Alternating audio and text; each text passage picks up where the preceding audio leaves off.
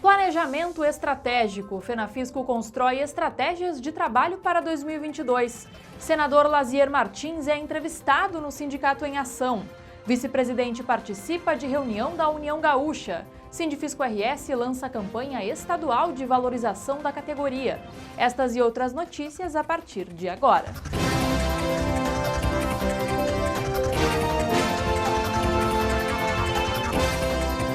Reunidos na nova sede da Fenafisco, em Brasília, nos dias 9 e 10 de fevereiro, a diretoria executiva, juntamente com os assessores de imprensa da entidade, elaboraram o planejamento estratégico para o ano corrente, com o objetivo de definir as prioridades, os principais eixos de trabalho e as ações voltadas para o fortalecimento do serviço público, valorização da administração tributária, maior participação política do fisco nas eleições de 2022, além de pautas de interesse da sociedade, como as reformas tributária e administrativa.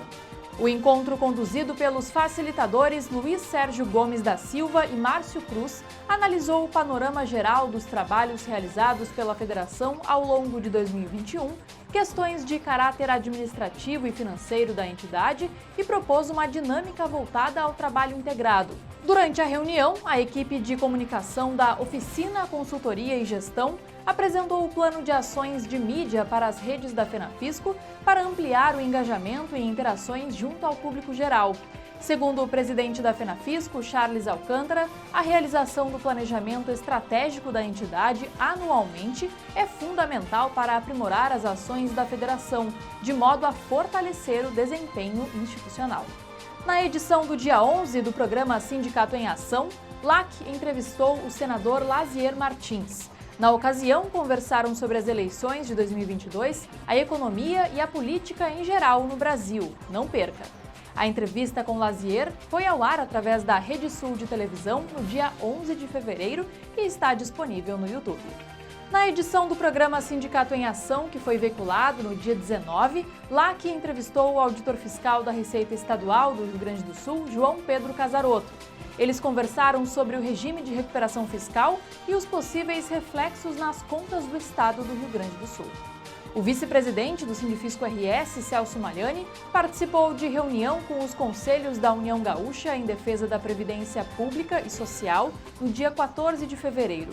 Na ocasião, o colegiado da União Gaúcha se reuniu com a assessora parlamentar do senador Paulo Paim, Denise Campelo. As entidades buscam dialogar com deputados e senadores da bancada gaúcha sobre o regime de recuperação fiscal. No dia 15, o RS em Pauta conversou com o Everaldo de Oliveira Andrade, professor na Universidade de São Paulo, a USP, sobre o conflito entre Rússia e Ucrânia. Em entrevista ao RS em Pauta no dia 17, André Moreira Cunha, professor do Departamento de Economia e Relações Internacionais da URGS, tratou do tema da inflação no Brasil. No dia 22, o professor e integrante da diretoria do CEPER Sindicato, Edson Garcia, conversou com os apresentadores do programa sobre o retorno presencial às aulas no estado. No dia 24, Mike Antônio Moraes da Silva, mestre em Economia pela URGS, falou sobre renúncia de receita, que foi tema de sua dissertação de mestrado. No dia 18, membros do Conselho de Administração do IPPREV se reuniram com o presidente, José Guilherme Kliman, para falar das preocupações do órgão com as restrições que serão impostas pelo regime de recuperação fiscal. Os conselheiros entregaram um ofício ao dirigente que destaca as principais ações consideradas essenciais pelo Conselho de Administração para a manutenção das atividades do IPPREV durante uma eventual adequação ao regime de recuperação fiscal. Participaram do encontro o presidente da União Gaúcha em Defesa da Previdência Social e Pública, Felipe Leiria, que é membro do Conselho, o presidente André Fernando Jansson Carvalho Leite e César Oliveira Rodrigues de Paulo, representante da Assembleia Legislativa. Já está veiculando desde o dia 22 de fevereiro, nos principais veículos de comunicação do Estado, a campanha de mídia do Sindifisco RS que destaca, valoriza e consolida junto à sociedade gaúcha os principais projetos desenvolvidos pela categoria dos auditores fiscais da Receita Estadual nos últimos meses. São diversos programas que resultam em mais recursos para o Estado investir em educação, saúde, segurança e infraestrutura, além do retorno direto para o bolso do consumidor. Denominada O Investimento que Dá Resultado, a campanha conta com spots de rádio, anúncios em jornais e publicações em redes sociais, destacando os programas Receita Certa, Receita da Sorte e Devolve ICMS.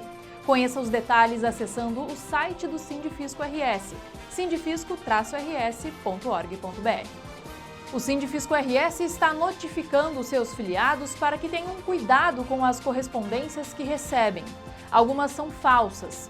O sindicato recomenda que não cliquem em links suspeitos e, em caso de dúvidas, entre em contato pelos canais oficiais do Sindifisco em qualquer suspeita de golpe. Representando o Sindifisco RS, os auditores fiscais da Receita Estadual Gilberto Procati, Maria Marlene Orives, Ubirajara Medina e Eduardo Rangel acompanharam a delegada da Receita Estadual Ivanice Zanini durante visita realizada no dia 22 ao prefeito de Santa Maria, Jorge Pozobon, e à secretária de Finanças do município, Michele Antonello. Um pedido de vista coletivo adiou no dia 23 para, após o Carnaval, a apreciação da PEC 110 de 2019, reforma tributária, na Comissão de Constituição e Justiça do Senado.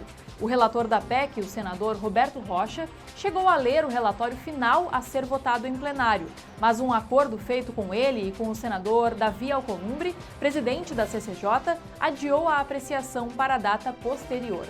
A reforma unifica a cobrança de tributos em um imposto sobre valor agregado, criando um IVA dual, dividido em dois tributos, um federal, unindo o PIS e COFINS na contribuição sobre bens e serviços, e outro subnacional, chamado IBS, Imposto sobre Bens e Serviços, que unificaria o ICMS, cobrado atualmente pelos estados, e o ISS, recolhido pelos municípios. Cria ainda o imposto seletivo em substituição ao imposto sobre produtos industrializados.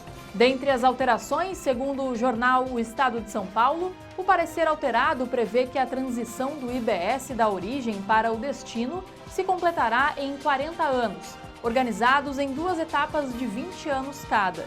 Antes, esse período seria de 20 anos.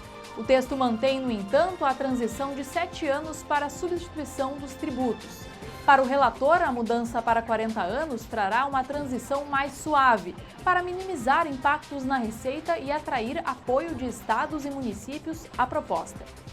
O parecer também já define quais setores poderão ser favorecidos por regimes especiais de tributação do IBS. A versão de antes dizia apenas que lei complementar escolheria estes segmentos. Com a alteração, o parecer indica que serão beneficiados os setores de combustíveis, lubrificantes e produtos do fumo, serviços financeiros e operações com bens imóveis. A proposta apresentada prevê ainda um regime especial para o mercado de combustíveis. O texto prevê a cobrança de impostos por unidade de medida fixa, por litro, por exemplo, e alíquotas uniformes no país, de acordo com o jornal Folha de São Paulo, além de trazer garantias para proteger receitas de estados e municípios por 20 anos. Para o senador, autor da proposta, o texto racionaliza o modelo de tributação do setor e ainda protege as finanças de governadores e prefeitos. Ainda de acordo com ele, em afirmação feita à Folha, o modelo representa uma solução para o debate acerca da cobrança de ICMS sobre combustíveis. O Sindifisco RS e a FENAFISCO, representados pelo vice-presidente do sindicato e diretor da federação, Celso Magliani, estiveram presentes na sessão da CCJ, na qual foi lido o relatório. As entidades estão acompanhando atentamente o desenrolar da proposta, desempenhando intenso trabalho parlamentar no Congresso Nacional. Estas foram as principais notícias dos últimos dias. Para mais informações, acompanhe o site e as redes sociais do Sindifisco RS. Até a próxima!